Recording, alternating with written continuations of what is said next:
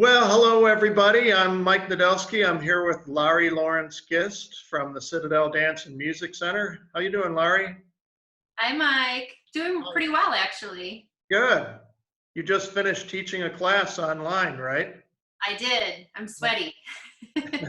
That's part of the new reality, right? Yes. From your home, dance Yes. classes from your home. From my living room with my toddler. Awesome. Is she a good helper? She usually is. She's very active on Saturday mornings for floor bar. She's been very helpful. It's become a little bit of a weight training for me, but Oh, okay. it's fun. Something extra to add to the equation. Exactly. Well, why don't we back up a little bit and tell us a little bit about the Citadel, the dance part of it, Citadel Dance and Music Center. And Sure. So the Citadel Dance Center was founded in 2000 by Eileen Cropley, who was a Paul Taylor dancer.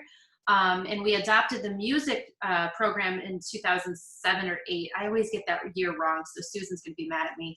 It's either 2007 or 2008. And that was just happenstance because Susan was directing the program over at Salvation Army and was looking for a new home for that program and happened to be down in the Arts District, ran into Ken Ankley, and he said, well, why don't I, renovate a building and you can inhabit there? And it happened to be right next door to us. So it was kind of fate that everything hooked up together. and then how did you get involved and what's your role and Sure. what's it Lari? So the short version, I'll just try to do the shortest version possible. Okay. I was living and working in New York City and then was commissioned to come back to Western Michigan University, which is where I got my dance degree from. They had asked me to come and set a piece, and so I was in town, and Teresa Graziano with the Berrien County Dancers was ready to have her first baby, and I mean like any day now, and still looking for somebody to sub for her program while she was on maternity leave.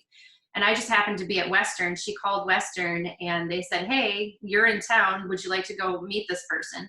And I had never been to Stevensville. I didn't know where that was. I had never been really over into this area at all. And I said, sure, why not? And I went and met with her. And like I said, she was ready to have that baby like any minute. And so I said, well, I guess this is what I'm doing. So I was going to stay on for that 3 months. Eileen Cropley called me on the phone and said, Teresa told me that you were in town. I'm looking for somebody to teach classes at the Citadel. Are you interested? And I was doing this the whole time. Like, oh my gosh, Eileen Cropley is calling me on the phone. And so I get off the phone with her and said, okay, well, this is a definite curve in my path. And I just followed it and ended up meeting my husband and moving here for forever. So that was back in 2004. That's 16 years ago. Let's not talk about it.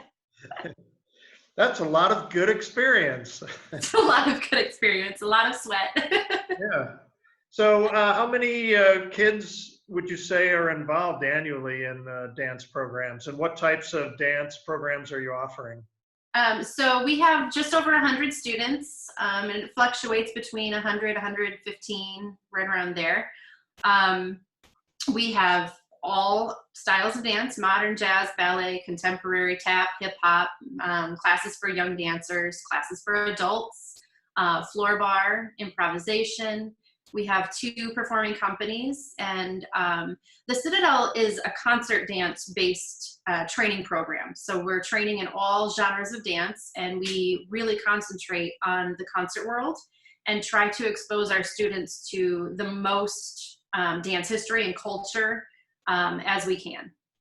Would you say, is that the thing that really differentiates you from some of the other dance studios? I think so. Yeah. I think so. I know a lot of dance studios, especially most dance studios in America, are competition based. And that takes up a lot of time to get competition pieces ready and, go do that every weekend during that season. It's a big undertaking. So I know that becomes a major focus for a lot of studios. And so now we mentioned at the beginning, you just finished in this upside down world. I'm actually sitting over in the Citadel Right. office, and you're at home doing dance. and I'm not even at the Mendel Center. What is going on here? But So funny. that's the way it goes, right? Everything's topsy-turvy. So Yeah. what all are you doing, and how is it working? And So I'm actually, for the most part, I'm still coming into the studio to teach, which has been very strange, being in the studio by myself and then occupying a very small space in that studio to stay in the frame so that people can see me. And then also being aware of, I can't take up all of the space because they can't take up all of the space at home, and they're trying to do this between their bed and their wall and their dresser and whatever else. So it's been an adjustment to try and do lesson plans for that small of a space and still be in my space, in my gorgeously large studio that I can't take up. But this week happens to be spring break, and so I've been trying to just stay at home and get into this whole quarantine life that I haven't really been a part of yet to this point. And I understand the reasons for it are horrific and devastating, but I am enjoying being at home, and I'm enjoying the opportunities that this has opened up, and to be able to offer Zoom classes to all of my students. When this first came about 3 weeks ago, my first thought was, I have to do something for these kids. They're going to go absolutely crazy if they have no dance, if they have no school, no dance, no friends. It's too much. So we needed to jump on board right away. I had no idea what Zoom was. I don't even know how I found out about Zoom. All of a sudden I was teaching a class on Zoom. I have no idea how that happened. And I did no training whatsoever. I just opened it up and I followed the little directions and I said, I hope this is working. And we had our first jazz class that first night. So, well, I think with people that are creative by nature, you know, you have the little technology blips or whatever, but you find your way into it because at the core of it is the art. yeah. The art must go on. Yes, it must. Yeah, if not the show itself somewhere. So, yeah, but yeah, it is all quite strange. So, what do you? So, how is it? How is it working? I mean, it is an adjustment, but are you getting? It is. And they're finding. Yeah, it is an adjustment, but it is working really well, actually. We've been able to push forward with learning material for our concert.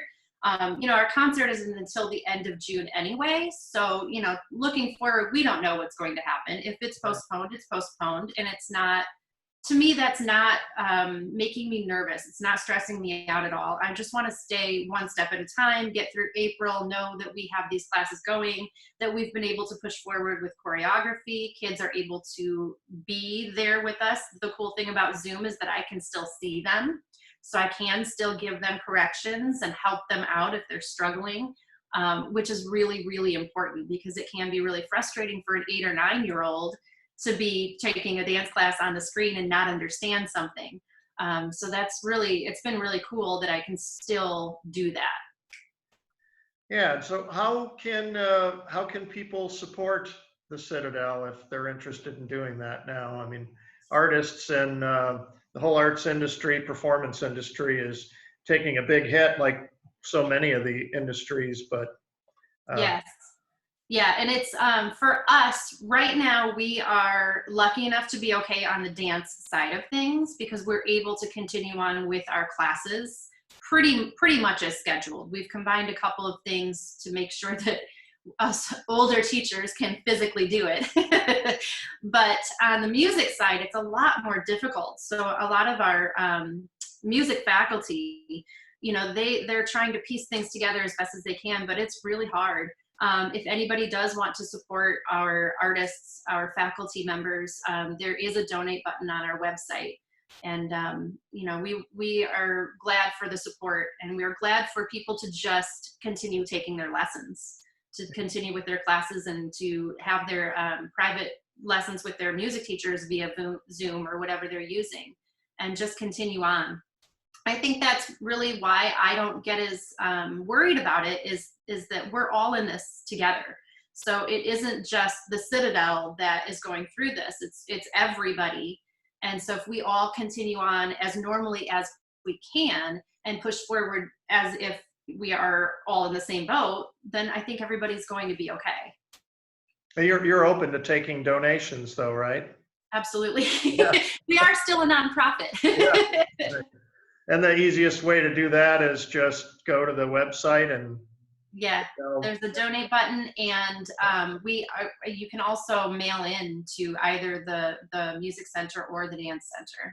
yeah.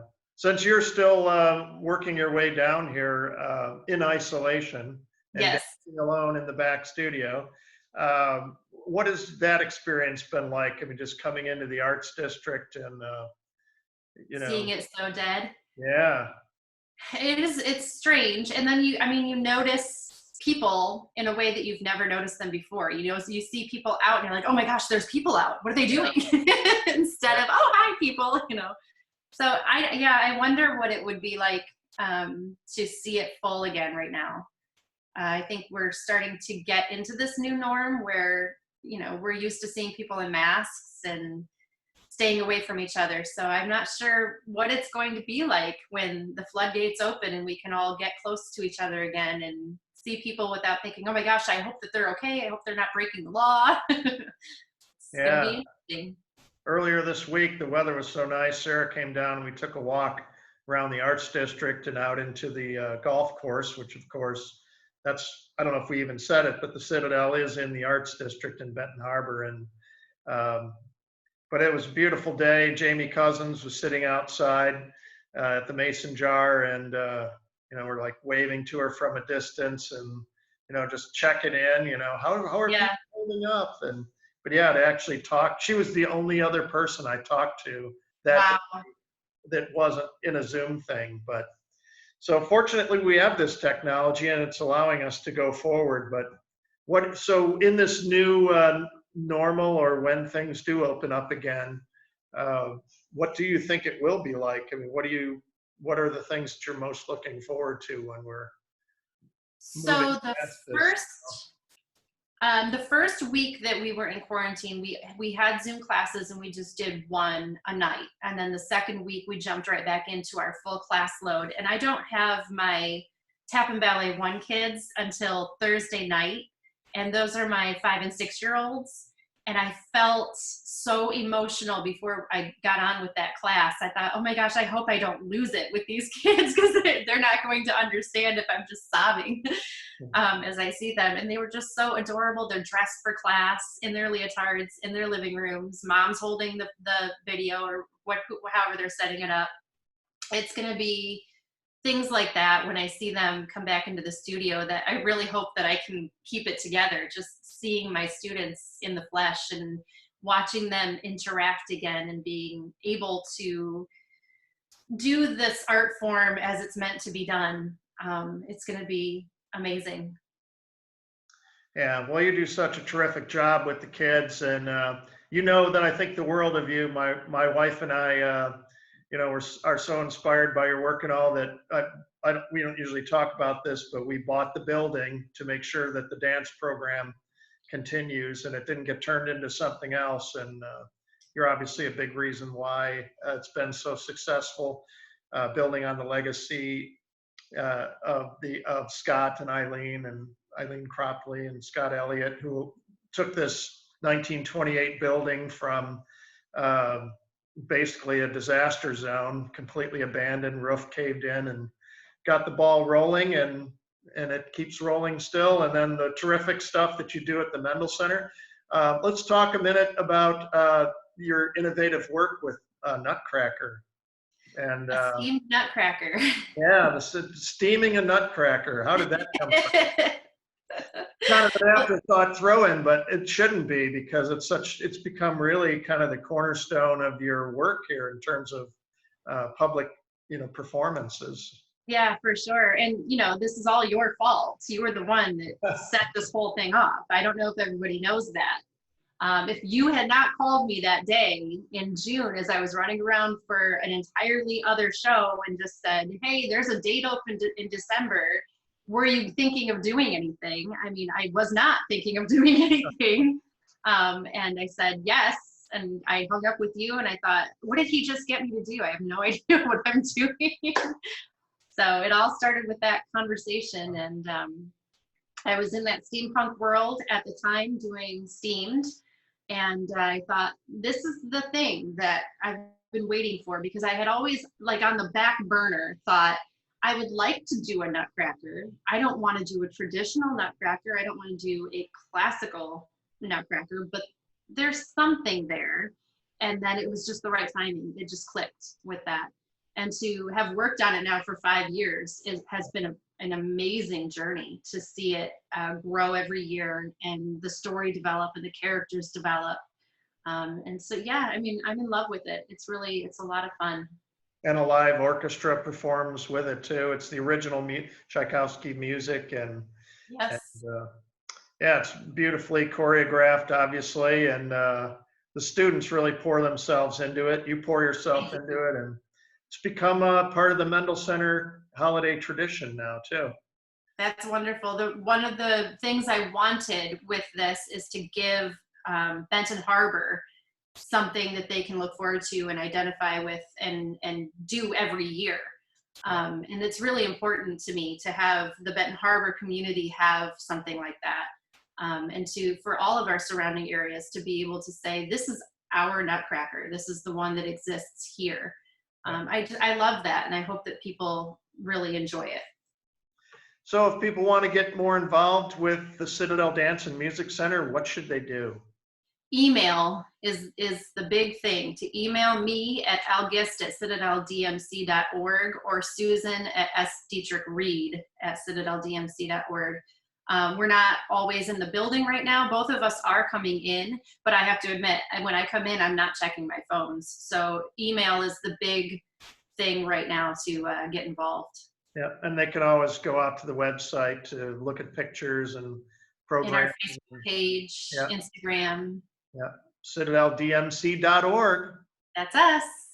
Lari Lawrence-Gist, Director of Dance at the Citadel. Thanks, Lari. Thank you, Mike.